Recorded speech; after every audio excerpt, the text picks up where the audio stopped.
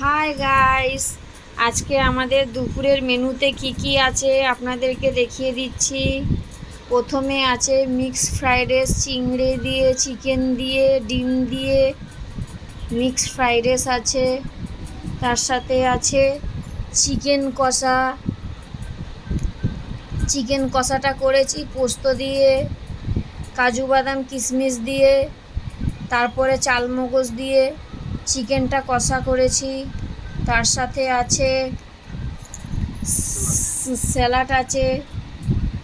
এই যে বন্ধুরা, আজকে আমাদের দুপুরের মেনুতে এই আছে।